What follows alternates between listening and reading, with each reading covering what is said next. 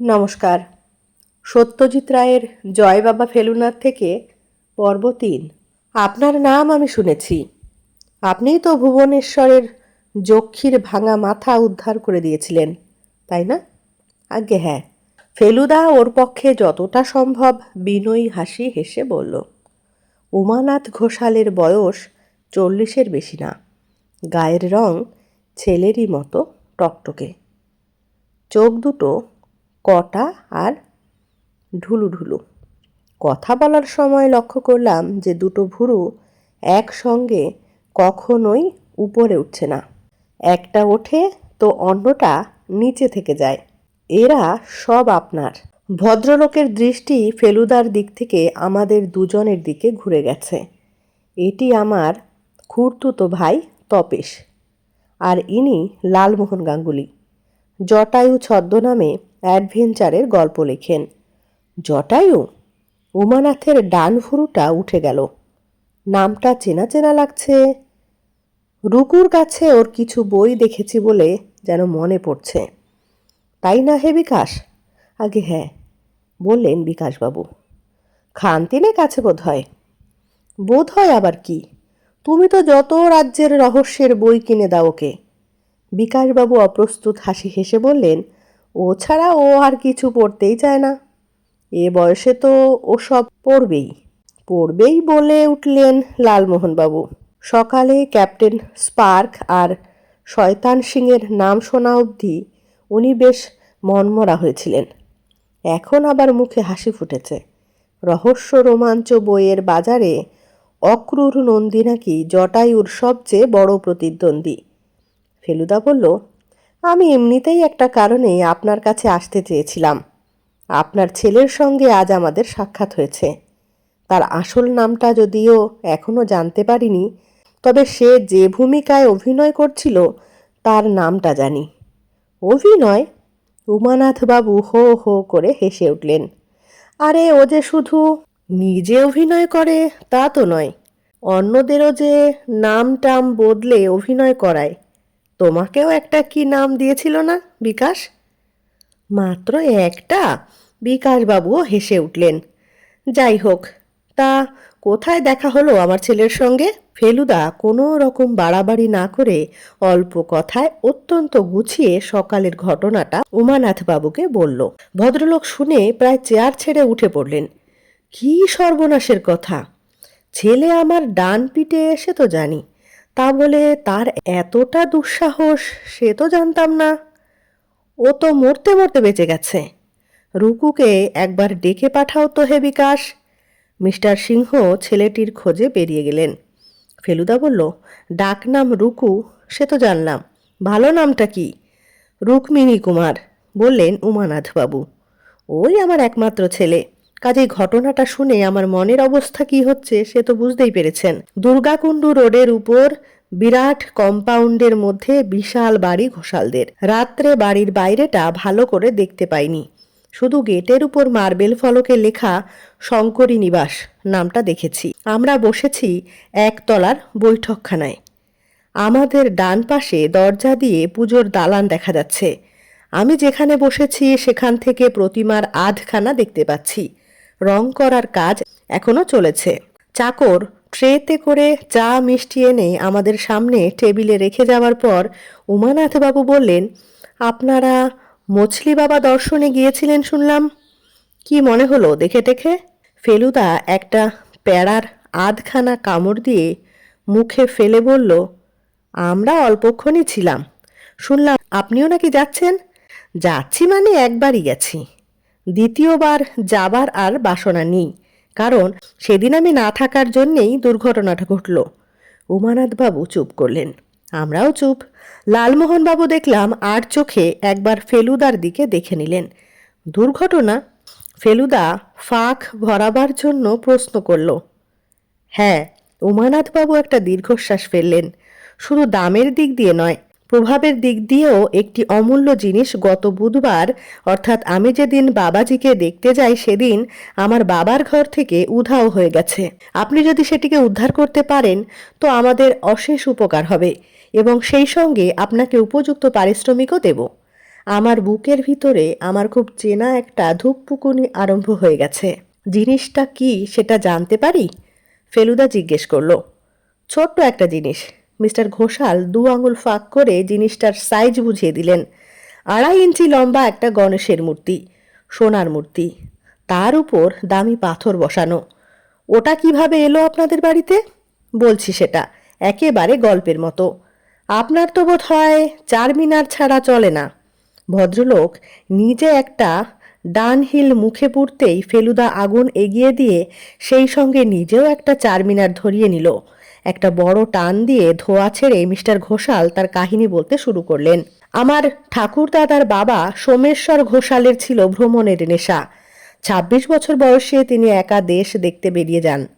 তখন নতুন রেলগাড়ি হয়েছে, কিছু পথ তাতে যাবেন, আর বাকিটা হয় হেঁটে, আর না হয়তো যা যানবাহন পাওয়া যায় তাতেই। দক্ষিণ ভারতে ঘুরছিলেন। ত্রিচিনপল্লী থেকে মাদুরা হয়ে সেতুবন্ধের দিকে যাচ্ছিলেন গরুর গাড়িতে, জঙ্গলে ভরা পাহাড়ে পথ দিয়ে। এই সময় মাঝরাত্রিরে 3টি সশস্ত্র ডাকাত তার গাড়ি আক্রমণ করে। সোমেশ্বর সাংঘাতিক শক্তিশালী লোক ছিলেন, সঙ্গে বাঁশের লাঠি ছিল। একা 3 জনের সঙ্গে লড়ে একটির মাথা ফাটিয়ে দেন, অন্য 2টি পালায়। ডাকাতদের একটা থলে পিছনে পড়ে থাকে, তার মধ্যে ছিল এই গণপতি। সেই মূর্তি সঙ্গে করে উনি দেশে ফেরেন। তারপর থেকেই আমাদের বংশের ভাগ্য ফিরে যায়। আমাকে আপনি কুসংস্কারাচ্ছন্ন সেকেলে মানুষ বলে মনে করবেন না। আমাদের বংশে যা ঘটতে দেখেছি তার থেকে কতকগুলো বিশ্বাস আমার মনে জন্মেছে। ব্যাস এইটুকুই। সত্যি বলতে কি, গণেশ আসার পর থেকে আমাদের ফ্যামিলিতে কোনো বড় দুর্ঘটনা ঘটেনি বললেই চলে।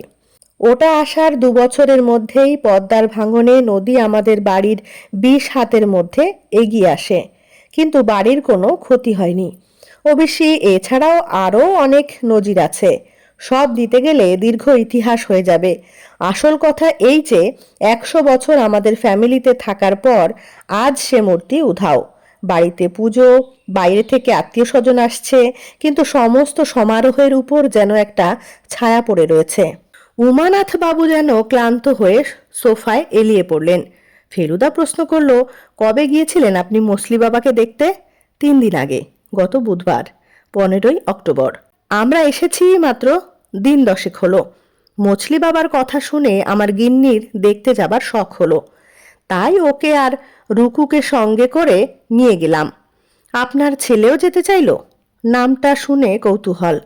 বলল ওর কোনো এক বইয়েতে নাকি কার কথা রয়েছে যে 70 মাইল সাঁতার কেটে এসেছিল কুমির হাঙরের মধ্যে দিয়ে। অবশ্যই বাবাজিকে দেখে মোটেই ভালো লাগেনি। 10 মিনিটের মধ্যে উসখুস শুরু হয়ে গেল। ওর জন্যেই তো তাড়াতাড়ি ফিরে এলাম। এসে দেখি এই কাণ্ড। সিন্দুক আপনার বাবার ঘরে থাকে বলছিলেন না? হ্যাঁ, তবে চাবিটা এমনিতে আমার ঘরেই থাকে। রিংয়ের মধ্যে 5-6টা চাবি, তার মধ্যে একটি হলো ওই সিন্দুকের।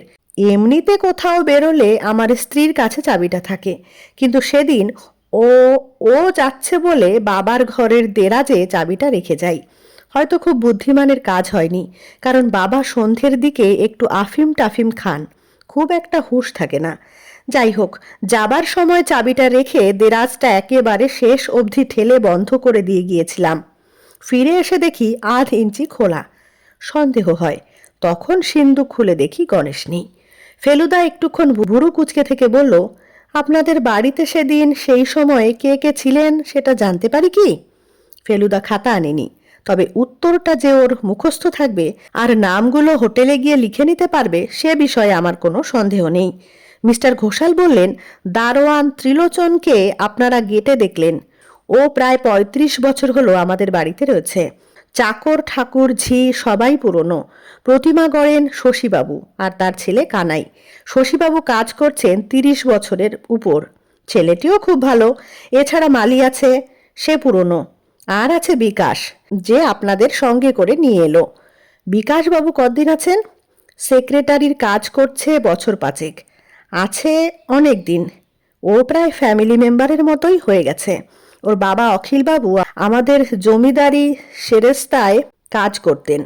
ওর মা বিকাশ হবার সময়ই মারা যান। তার বছর 10 পরে বাপও চলে গেলেন ড্রপসিতে। অনাথ ছেলেটি সঙ্গদোষে নষ্ট হয়ে যাচ্ছে শুনে আমার জ্যাঠামশাই ওকে বাড়িতে এনে রাখেন। স্কুল কলেজ সবই আমাদের বাড়িতে থেকেই। এমনি বুদ্ধিমান ছেলে, লেখাপড়ায় বেশ ভালোই ছিল। চুরির খবরটা পুলিশে দেননি? সেই রাত্রেই। এখনো পর্যন্ত কোনো হদিশ পাইনি। গণেশের খবর বাইরের কেউ জানতো?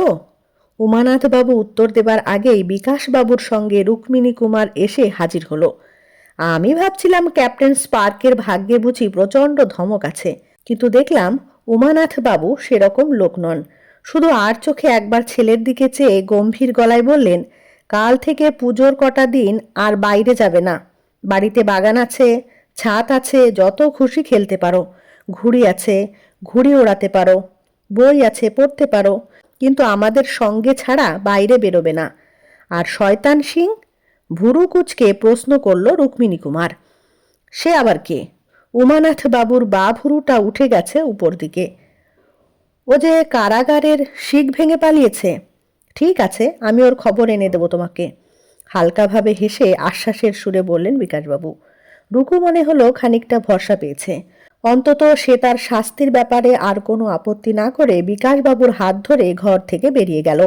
উমানাথবাবু বললেন, বুঝতেই পারছেন আমার পুত্রটি একটু অতিমাত্রায় কল্পনাপ্রবণ। যাই হোক, আপনার প্রশ্নের জবাব দিয়ে এইবার। গণপতির খবর আমরা দেশে থাকতে অনেকেই জানত। ওটা একটা কিংবদন্তির মতো মুখে মুখে রটে গিয়েছিল। এটা অবশ্যই আমার জন্মের আগে। পরের দিকে এ নিয়ে আর বিশেষ কেউ আলোচনা করতো না।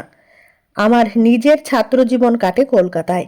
কলেজে থাকতে দু একটি বন্ধুকে আমি গল্পচ্ছলে গণেশের কথা বলেছিলাম। তার মধ্যে একটি বন্ধু, অবশ্যই এখন তাকে আর বন্ধু বলি না, সম্প্রতি কাশিতে রয়েছেন। তার নাম মগনলাল মেঘরাজ। বুঝেছি, ফেলুদা বলল, তাকে আজ মছলি বাবার ওখানে দেখলাম। জানি, আমি যেদিন গেছিলাম সেদিনও ছিল। তার বাবাজির কাছে যাতায়াত করার একটা কারণ আছে। কিছুদিন থেকে তার ভাগ্য পরিবর্তন হয়েছে। খারাপের দিকে অবশ্যই। বছর দুয়েক আগে ওর প্লাইউডের ফ্যাক্টরিতে আগুন লাগা থেকে এর শুরু। তারপর এই গত কয়েক মাসের মধ্যে ওর গোলমেলে কারবার সম্বন্ধে অনেক গুজব বাজারে ছড়িয়ে পড়ে। ফলে ওর কলকাতার এবং বেনারসের বাড়িতে পুলিশ রেড হয়ে যায়। আমি এখানে আসার দুদিন বাদেই আমার সঙ্গে দেখা করতে এসেছিল।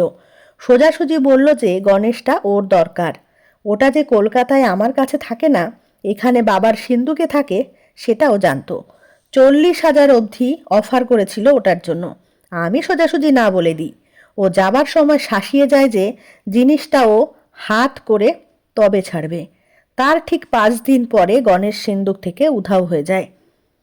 ভদ্রলোক চুপ করলেন। ফেলুদাও চুপ, চিন্তিত।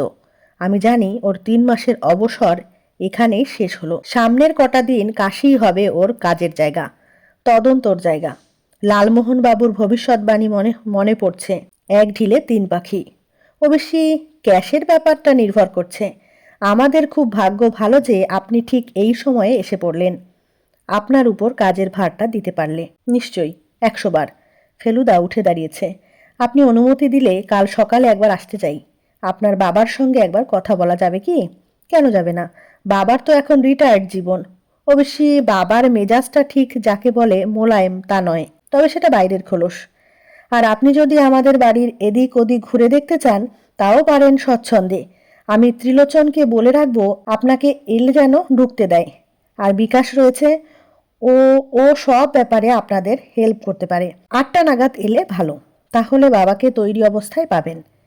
বাড়ি ফেরার পথে পরপর 2টো অন্ধকার গলি দিয়ে আসবার সময় 3-3 বার পায়ের আওয়াজ শুনে পিছন ফিরে চাদর মুড়ি দেওয়া একই লোককে দেখতে পেয়ে সেদিকে ফেলুদার দৃষ্টি আকর্ষণ করার চেষ্টা করেছিলাম।